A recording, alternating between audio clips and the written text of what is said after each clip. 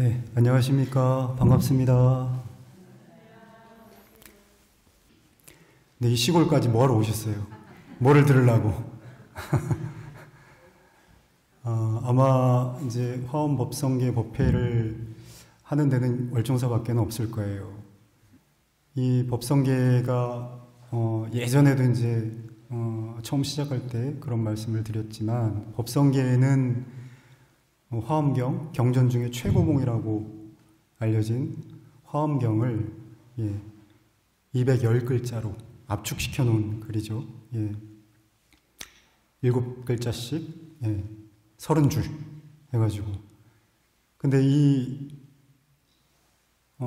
정말 깊고도 깊은 이 화엄경의 핵심을 여러분들이 조금이라도 이해하시고 신행활동을 하신다면 정말 그것만큼 좋은 일이 없겠다.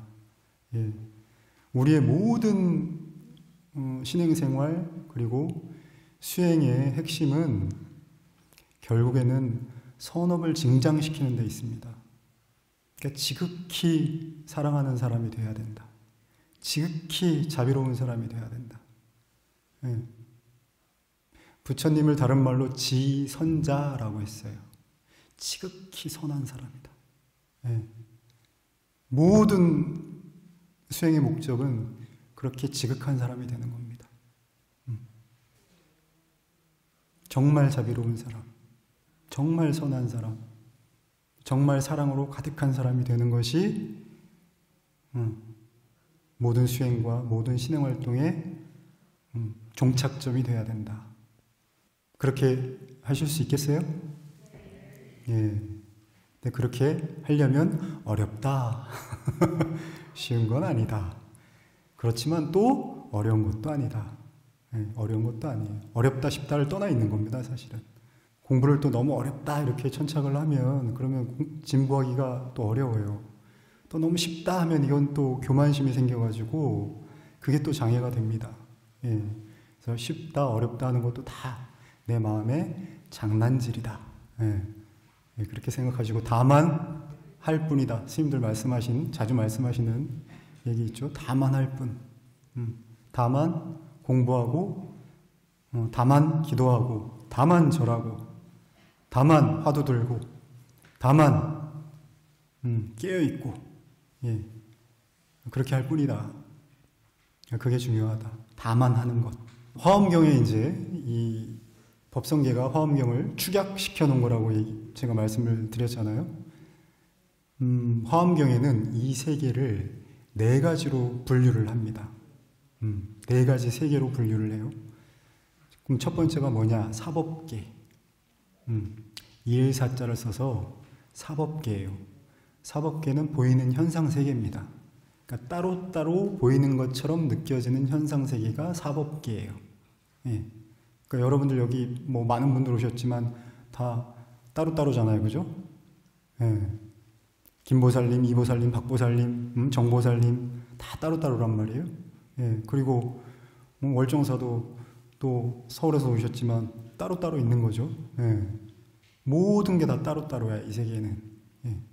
그러니까 우리의 감각기관이 이 세계를 따로따로라고 보고 있는 거예요. 그러니까 우리의 업성이 그래. 우리가 인간의 몸으로 태어난 이상 우리는 이 세계를 따로따로인 세계로 보는 거예요. 그건 어떻게 할 수가 없어. 근데 이 따로따로로 보는 이 사법계에만 머무르는 이 관점으로만 머물게 되면 뭐가 생겨나느냐? 갈등이 생겨나요. 왜? 따로따로니까. 따로따로니까 내가 너를 어떻게 해야 되겠다. 내가 너를 굴복시켜야 되겠다. 너는 왜 내 말을 듣지 않느냐. 인간의 역사가 정복의 역사 아닙니까? 그죠? 따로따로 보기 때문에 그런 거예요. 내가 자존심을 내고 또 내 자존심이 무시당하고 이런 것도 따로따로 보기 때문에 그런 겁니다. 그래서 제가 우리 신도님들 뵐 때마다 자주 드리는 말씀이 있어요.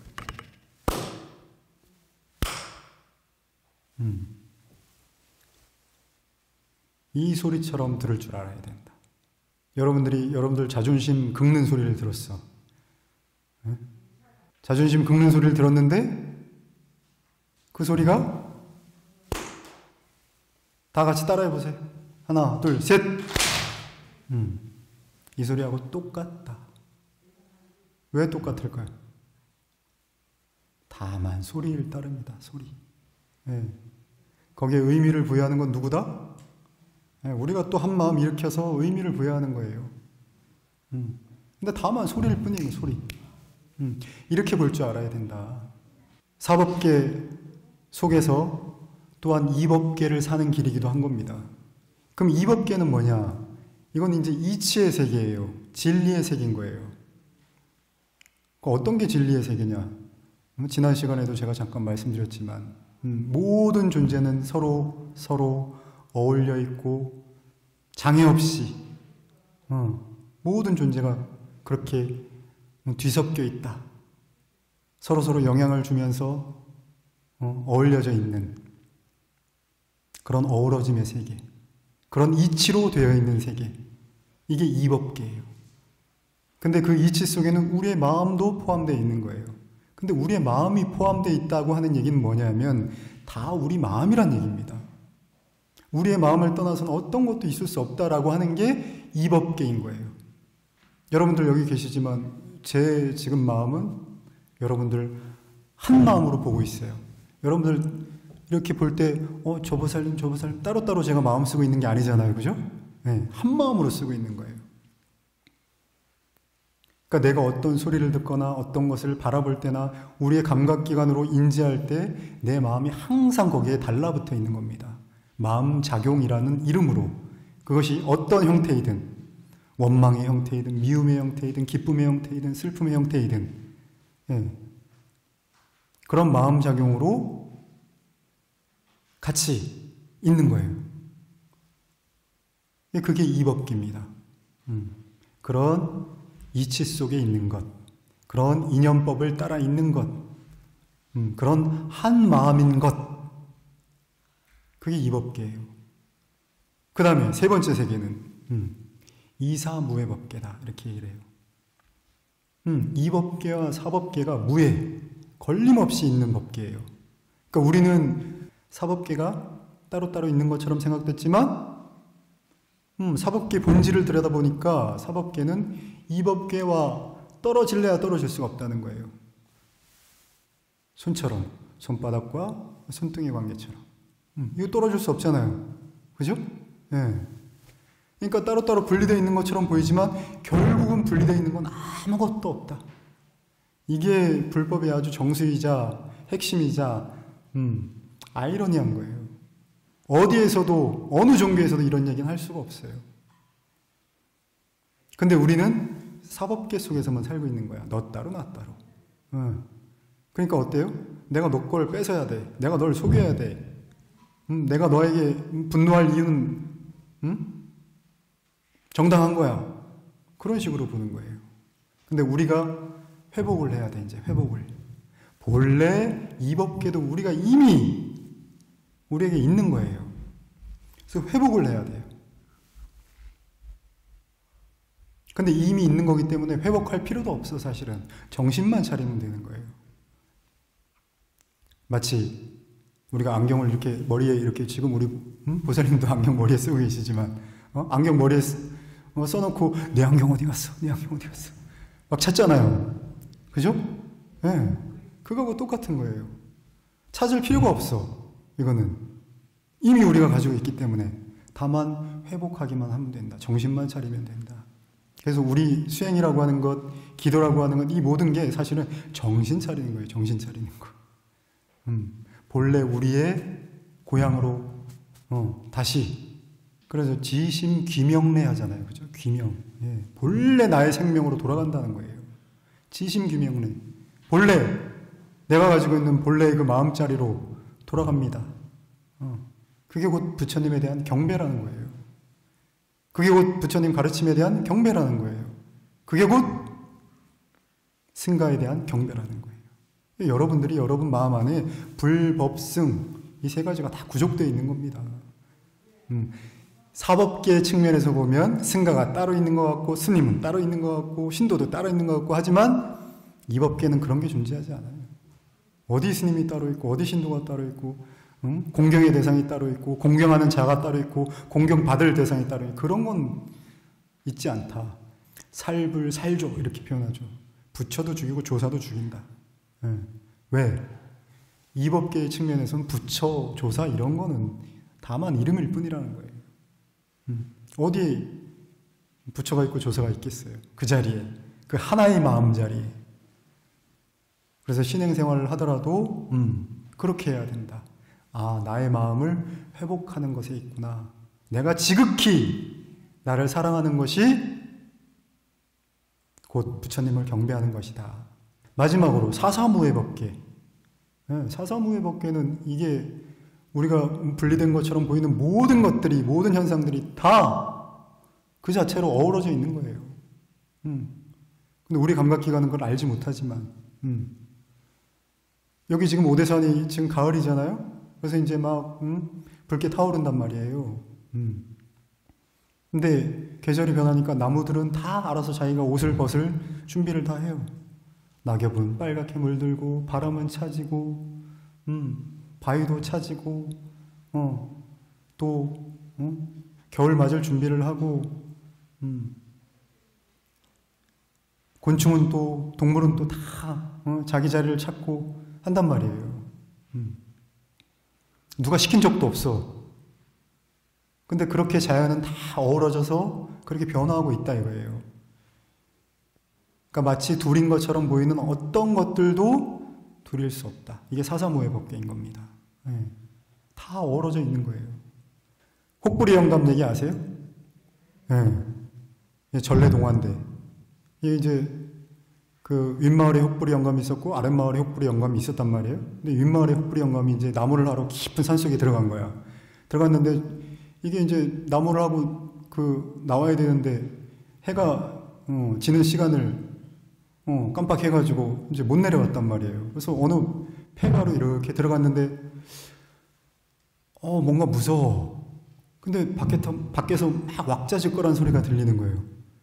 이게 무슨 도적대가 왔나? 하고 대들보위로 이렇게 올라가가지고 숨어 있었어요. 숨어 있었는데 도깨비들이 들어온 거야. 도깨비들이 막 지들끼리 막 놀아. 막 금나와라 뚝딱 은나와라 뚝딱 하면서 막 논단 말이에요. 근데 이 혹부리 영감이 자기 입속에 이제 배고플 때 먹으려고 개암나무 열매를 이렇게 입에 넣고 있다가 무심결에 이걸 씹어버린 거야. 그러니까 딱 소리가 나니까 이제 걸린 거지. 가지고 이제 도깨비들 앞으로 불려왔어요. 그래가지고 아니 우리 도깨비 세계 인간이 이렇게 들어온 건 처음인데 우리들이 듣자 하니 사람들의 이 노랫소리가 정말 아름답다고 한다. 네가 그래도 사람이니까 노래 한번 불러봐라. 이 사람은 굉장히 삶을 긍정적으로 사는 삶이었나 봐. 사람이었나 봐. 그래가지고 노래를 막 부르니까 너무 잘 불러. 또 한 곡 불러봐라. 너무 잘 부르는 거야. 너 이 아름다운 노랫소리가 도대체 어디서 나오는 거냐? 여기 혹에서 나는 거 아니냐고. 그러니까, 아이고 아닙니다. 혹에서 나는 건 아닙니다. 그러니까 아이 맞지 어떻게 아니냐? 아닙니다. 네가 강하게 그렇게 부정을 하는 거 보니까 이건 혹에서 이 소리가 나는 게 틀림이 없겠다. 너 갖고 싶은 걸 얘기해봐라. 내가 다 들어주겠다. 그러니까 혹하고 그걸 바꾸자. 그래가지고 혹을 떼주고 이제 금은보화를 얻어가지고 온 거잖아요.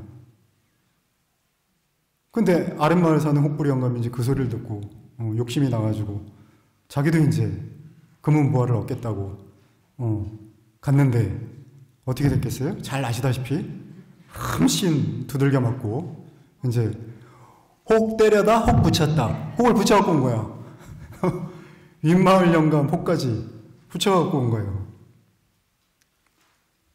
근데 이 전래동화는 아주 우리에게 큰 교훈을 주는 거예요. 옛날 선조들이 참 지혜로워요. 욕심을 부리니까 혹이 붙어진다. 교훈은 욕심 부리면 끝장난다 이거예요. 여러분들의 혹은 어디 있습니까? 다 사람마다 욕심의 그 혹주머니를 다 달고 산다. 욕심 주머니, 원망 주머니, 미움 주머니, 분노의 주머니, 이 혹주머니들을 다 안고 사는 겁니다. 근데 그 혹주머니가 어디서 나왔어요? 결국은? 마음에서 나왔죠, 마음에서. 그래서 혹을 붙이는 사람도 자기고, 혹을 떼는 사람도 자기다. 도깨비 방망이가 이미 여러분한테 있다. 근데 지금 가지고 있는 그 혹주머니들, 여러분들의 업성, 생각과 말과 행위로 지어온 그 나쁜 불선업의 혹주머니들을 어떻게 떼야 됩니까? 그거 떼려고 이제 여기 오신 거다. 여기서 기도하시면서 그걸 떼시는 거예요. 그래서 관심일법 총섭쟁이라 마음 하나 바라보는 그 하나의 법이 일체의 모든 행법, 일체의 모든 수행법을 다 포함하고 있다. 마음에 집중하는, 마음을 바라보는 그 하나의 법이. 근데 여러분들한테 그 혹을 떼는 팁을 조금 더 알려드리자면, 제가 이제 만나는 신도님들한테마다 말씀을 드리는 건데, 기대를 하지 말아라. 가족에게든 친구에게든 어떤 인연에게든 친척에게든 기대를 하지 마라. 아무 기대를 하지 않는 거예요. 남편에게도, 아들에게도 딸에게도, 사랑하는 사람에게도. 기대하지 않았는데 어느 날 남편이 불현듯 선물을 탁 사갖고 왔어. 꽃다발을 탁 사갖고 왔단 말이에요. 이 사람이 뭐 안 하던 짓을 하네? 기쁘겠어요? 안 기쁘겠어요? 이뻐 보이겠죠? 네, 그럼 너무 고마운 거야. 기대도 안 했는데 이런 선물이 너무 감사한 거죠. 아들, 딸이 때 맞춰서 용돈을 보내주고, 내가 이놈 그렇게 알뜰살뜰하게 이렇게 키우지 못했는데도 불구하고 자기가 알아서 부모님 그렇게 잘 모신단 말이에요. 용돈 보내주지, 때때로 찾아와가지고 어머니 아버지 건강이 어떠신가 살펴주지, 또 듣기 좋은 소리도 해주지. 얼마나 고마워요. 그죠? 기대도 안 했는데 그런 일이 생긴다. 감사합니다. 내가 그래도 헛되이 자식을 키우진 않았구나. 그런 뭉클한 마음이 든단 말이에요. 근데 그렇게 하는 반면에 안 하는 놈들도 있지. 안 하는 사람들도 많아요. 그러면 말고를 잘해야 된다. 아니면 말고. 그렇게 안 해주면 말고. 근데 이 말고가 잘 안 되죠, 그죠? 아니면 말고. 잘 해주면 너무나 감사하고, 며느리가 나한테 잘하면 아무 기대 안 했는데 어머니하고 사근사근하게 하고, 남편하고도 너무 잘 살아주고, 때마다 전화도 잘해주고, 아이고 어떻게 이런 애가, 내가 무슨 복이 있어서 우리 집안에 이런 애가 들어왔을까. 너무나 고마운 거예요. 아이고 감사합니다. 아니면 말고 까짓 거 아니면 많은 거지 지들끼리 이혼 안 하고 잘 사는 것만으로도 용한 거예요. 고마운 거고. 그렇잖아요. 그럼 손해볼 게 아무것도 없어, 우리가. 그래서 기대를 하지 말고 말고를 잘해라. 그리고 늘 사소한 거에 감사하는 마음을 가져라. 이렇게 하면 이제 혹주머니가 점점 작아져요. 줄어든단 말이에요. 욕심으로 자꾸 혹주머니에다 뭘 넣으려고 하니까 주렁주렁 매달려서 힘들어지는 거죠. 그동안에 법성계 법회를 들어오신 분이라면 들으셨을 텐데, 일체를 다 소소하게 봐라. 뭐 큰일이 없다.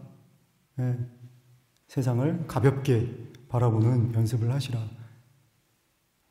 이법계의 입장에서 보면 이 사법계는 환상의 세계입니다. 왜냐하면 이 이사가 항상 같이 있기 때문에. 그렇겠어요? 안 그렇겠어요? 그래서 역대의 큰 스님들, 역대의 조사 스님들, 역대의 아라한 스님들은 다 이 세상을 어떻게 본다? 일체유의법 여몽환포영이요 여러 영여전이라. 응작 여시거나라. 너무나 잘 아는 얘기죠?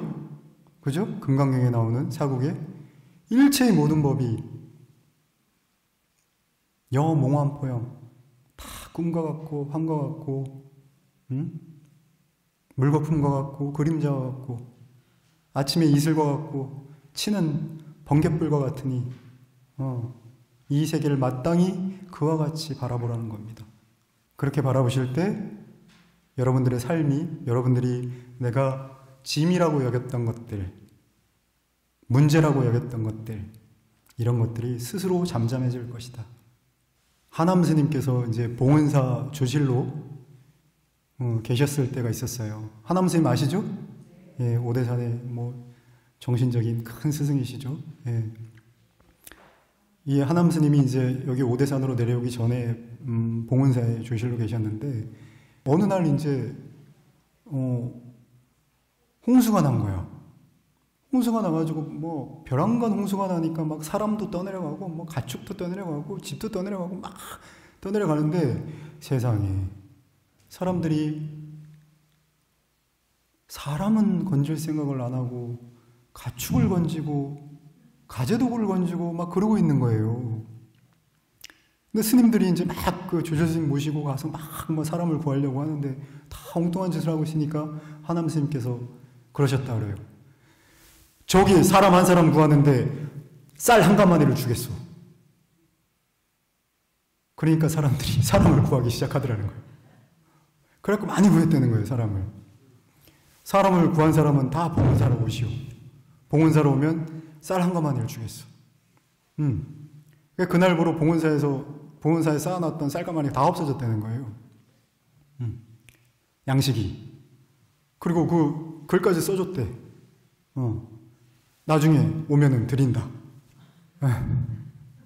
근데 그 중에 어떤 사람들은, 많은 사람이 그렇게 쌀을 받아갔지만 어떤 사람들은 이런 얘기도 했다고 해요.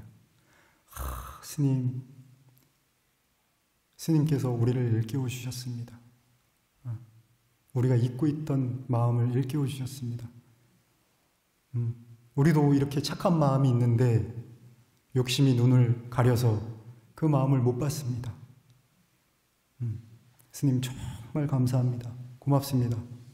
그러니까 큰 스님의 방편이라고 하는 것, 스승들의 방편이라고 하는 것은 정말 무궁무진하다. 관세음보살 보면 32응신이라고 하는 게 있습니다. 관세음보살 32응신. 그 응신에 보면 야차의 형상을 한 관세음보살님이 존재해요. 야차는 뭐냐? 이 무서운 그 표정으로 사람을 잡아먹는 게 야차예요. 귀신이지, 귀신. 관세음보살, 천하의 자비의 관세음보살이 그 모습을 하는 거예요. 왜? 어떤 중생들은 또 어비지중하니까 이게 막 분노의 모습으로 꾸짖지 않으면 회심을 못 하는 거야. 그러니까 그 모습이라도 보이는 거예요. 근데 여러분 주위에서 여러분을 원망하고 여러분에게 화를 내는 그 모습들이 다 관세음보살의 응신이다. 이렇게 보실 줄 알아야 되는 겁니다. 그렇게 볼 줄 알 때 비로소 이 법계의 이 이사무해법계의 이 자리로 여러분들이 돌아오는 거예요. 회복하는 거예요. 그래서 서두에 말씀드렸다시피 우리의 삶이라고 하는 것, 뭐 삶은 그냥 삶이지. 그냥 뭐 살면 되는 거지. 근데 이 삶을 정말 가치롭게 살려면 적어도 사람으로 태어나서 짐승처럼 살면 안 되잖아요. 우아하게 살아야지. 그래도 좀 고상하게, 품격 있게, 그죠? 예. 뭐 품격하니까 또 이 얘기 떠오르네. 공덕녀와 흑암녀. 예. 어느 집에 한밤중에 똑똑거리는 소리가 나서 탁 문을 열고 보니까 너무나 아름다운 여인이 있는 거예요. 너무나 우아한.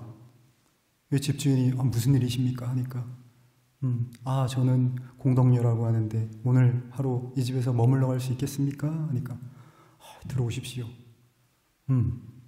그러니까 저에게 동생이 하나 있는데 저는 항상 동생과 같이 다닙니다.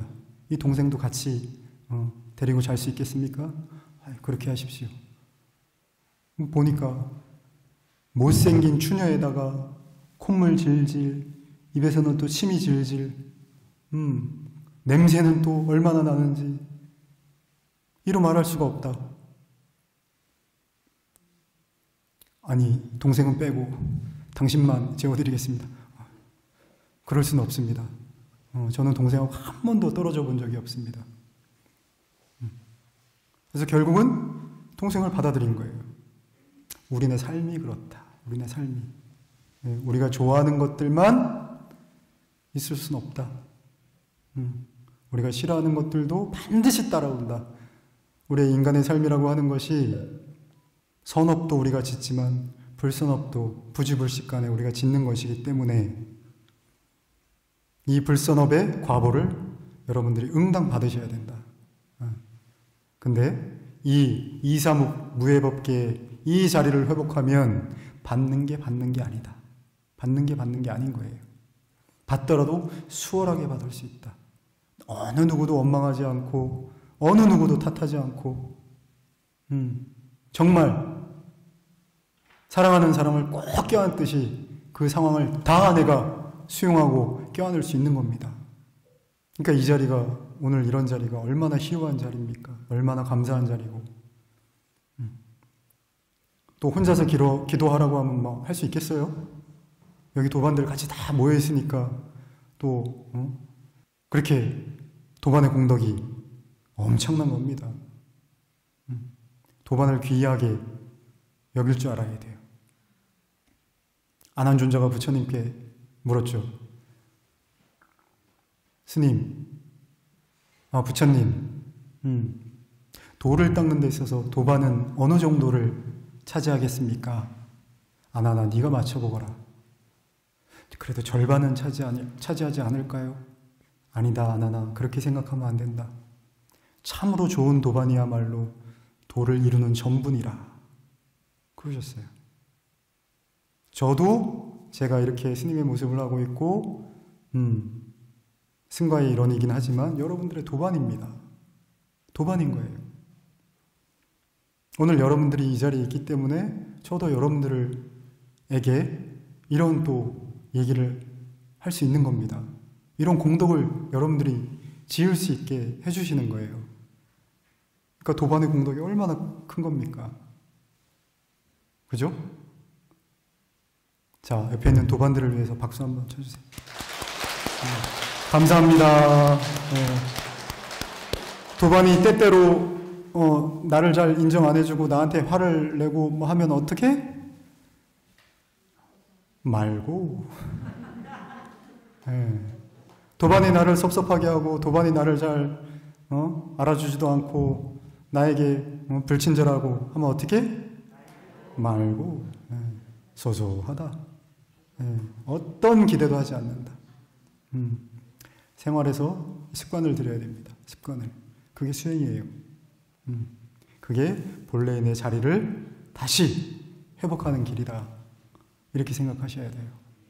제법 부동 본래적이다. 일체 법은 부동, 움직임이 없어서 본래적, 본래로 고요하다. 그 제법이 이 세상이 다 사람도 다 늙고 이제 나이가 들어가면은 다 호호백발이 되고 또 병도 들고 다 변화하는 게 인지상정인데 부동, 변화하지 않는다는 거예요. 본래로 고요하다는 거야. 따로따로 보여지는 것이 아닌 따로따로 보여지는 것처럼 보이지만 본래 하나다 이거예요. 본래 불이다, 불이. 둘이 아니다 이거예요. 둘이 아닌 입장에서 보면 그죠? 거기에 뭐가 있겠어요? 거기에 원망이 있겠어요? 미움이 있겠어요? 분노가 있겠어요? 그러니까 부동이지. 움직이지 않는 것이지. 움직이지 않으니까 고요한 거예요. 그래서 지난 법회 때 마지막에 제가 그 개송을 말씀드렸죠. 승조법사에 설라머낙 이상정하고 회오리 바람이 저 태풍이 태산을 무너뜨리지만 항상 고요하고 우리가 보는 현상세계는 다 생멸 변화하고 무너짐이 있고 새로 생겨남이 있지만 그것을 보는 우리의 마음은 변함이 없다. 변함이 없다. 좋아하고 싫어한다지만 우리의 마음은 변함이 없다. 변함이 없어. 그러니 항상 고요해요. 태풍도 태풍이 아니야.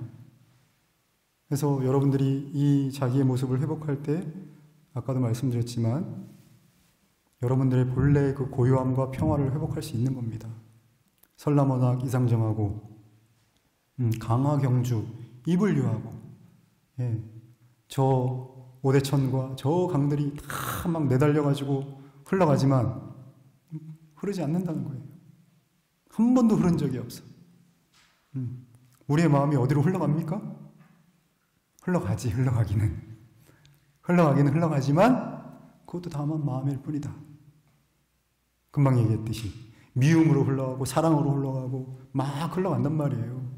옳음으로 흘러가고 그름으로 흘러가고 옳다로 흘러가고 그르다로 흘러가고 슬픔으로 흘러가고 기쁨으로 흘러가지만 다만 하나의 마음일 뿐이다. 흐른 적이 없다 이거예요. 흐른 적이. 야마표고 이부동이요. 봄날에 저 꿈틀꿈틀거리는 저 아지랭이가 꿈틀거리는 것 같지만 부동. 꿈틀거리지 않는다 이거예요. 1월 역천 이부주라. 저 하늘의 별과 달과 해가 다 동서로 움직이는 것 같지만 그런 적이 없다는 거예요. 왜? 다만 우리의 마음 하나이기 때문에. 우리의 마음을 떠나서 별이 어디 있습니까? 우리의 마음을 떠나서 저 태양이 어디 있어요? 우리의 마음을 떠나서 우리 자식들이 어디 있어요? 남편이 어디 있어요? 그런 건 없어요. 평생 여러분들이 재산을 모으고 살지만 단 하나의 재산도 가질 수 없습니다.